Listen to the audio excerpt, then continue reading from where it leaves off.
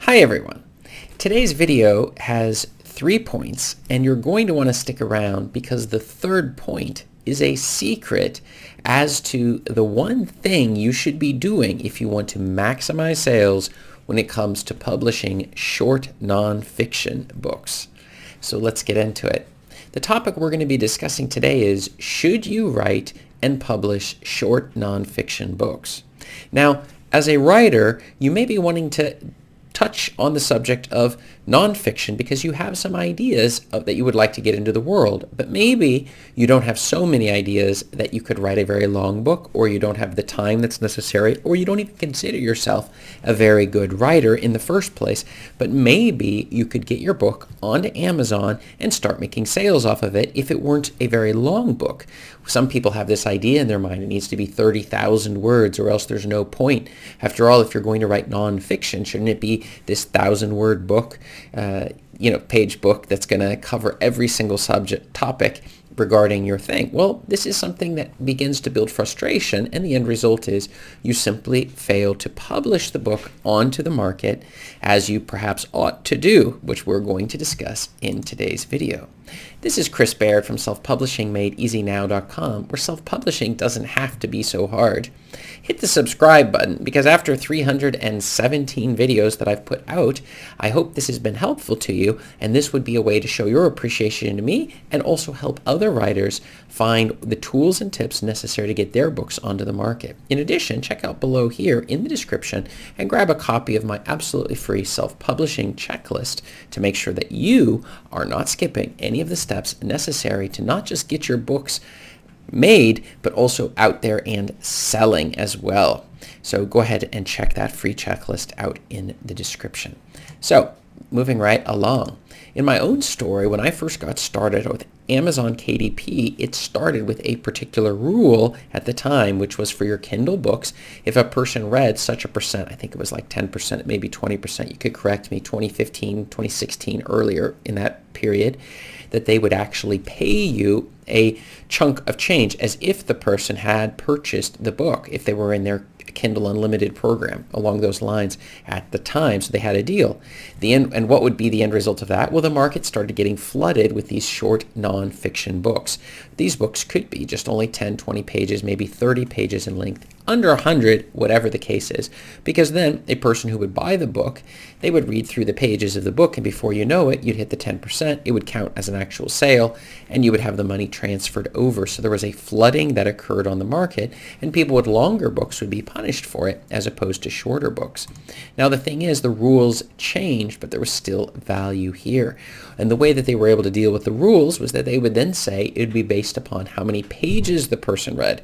So people with longer books would actually be rewarded, and then other people came up with ideas like, well, what if you put the table of contents at the end of the book, or ask people to click at the end of the book, or combine all your books together?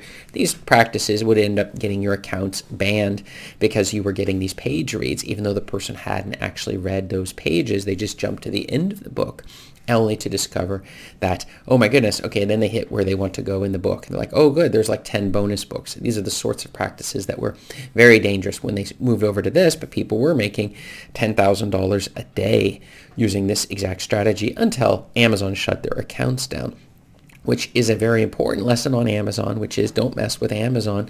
They have terms and conditions, and it's best to stick by what they're telling you to do and not try to get too clever with regards to the practices that you're doing when it comes to selling your books. But the thing is, even after they changed the rules on going from that the person read 10% of the book, which of course a shorter book would be easier to reach that goal or something, comparing to a longer book where the person would have to read all of it, the thing is that there still was value in the shorter books, and a lot of people just didn't see this. So I discovered that if you write a book that is 3,000 words in length, that book will be 24 pages. At 24 pages, it's long enough to become a print book, which is very important since print books generally make twice as much money as your Kindle books. And so it's a very good strategy to figure out, to make sure that if you're going to write something short, that it does hit that 24 book page marker. In addition, another strategy was that these shorter books, if they're in the same genre, they could be combined in order to make them longer books. So they would be like 100 books. Let's say you had a short book on puppy training. If we combine 4 of these, we now have a 100-page book on puppy training, especially if each of these books is hitting a specific aspect of puppy training, that it's going to then lead you to a person who buys it. They would then go through all 4 of these small micro books to get them a reasonably sized 100-page book. And the pricing strategy would then also make it advantageous to them, because you would charge less for each additional manuscript that you were adding into it. And what I discovered was that I was playing around with having people write books for me after I'd written some of my own books, of course, but I was curious because I wanted to have a book maybe testing out gratitude or decluttering, and I put these books onto the market to discover, and of course running ads against them. Some of these books, especially the gratitude book, was outperforming my own books. My books, of course, were 100 pages to 200 pages in length, and this short book suddenly was beating my book. A 30-page book was getting positive reviews and beating my own books that I'd put on the market.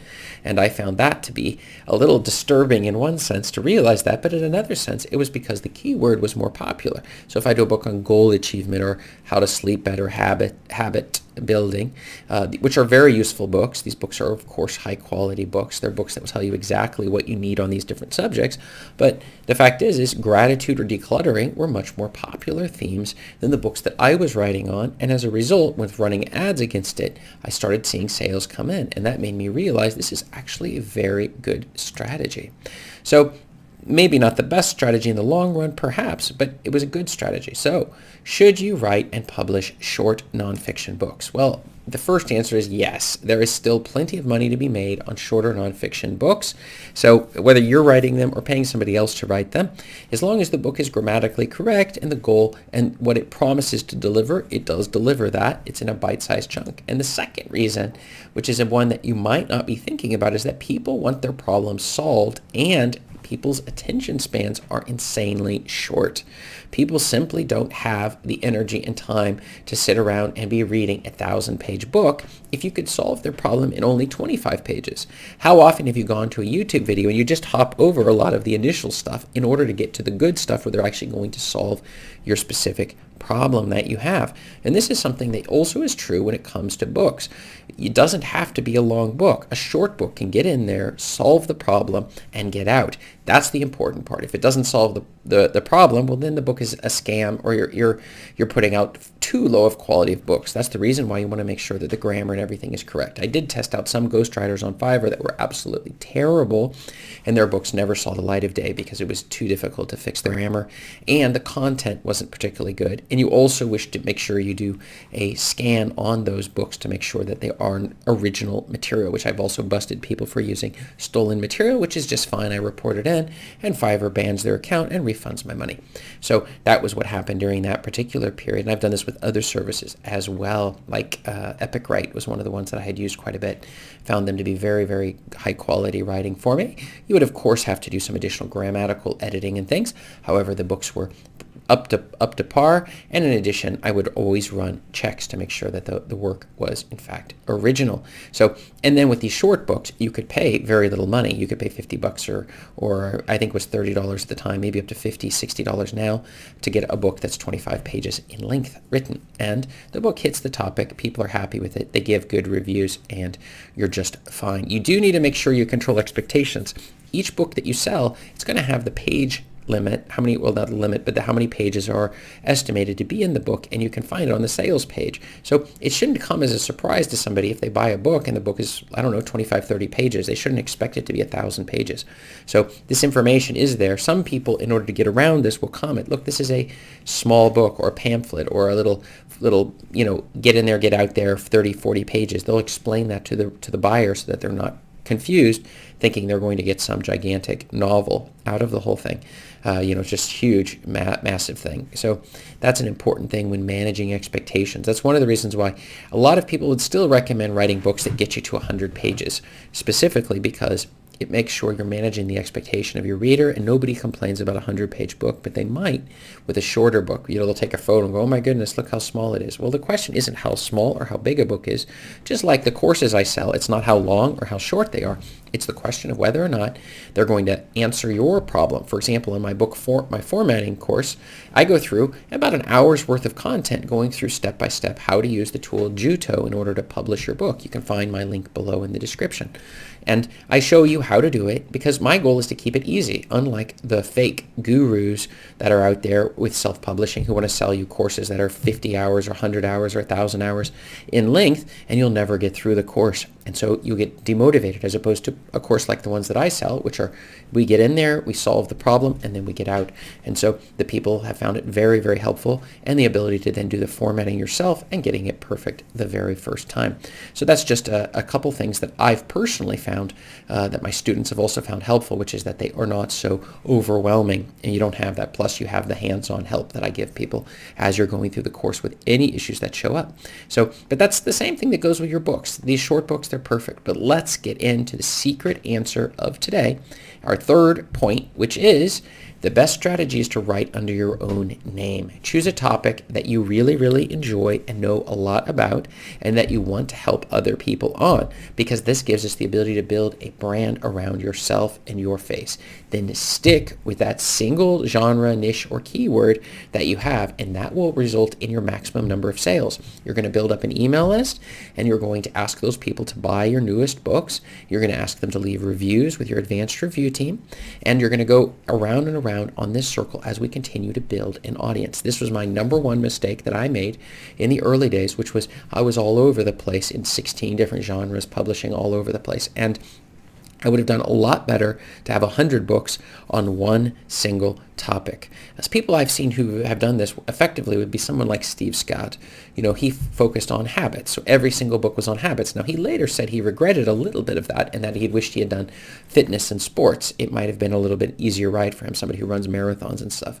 But, this is a very important point. You stick to a single topic, and then you just keep doing it. And if you can put your face on it, it's even better. You will increase the sales that you're getting for your books.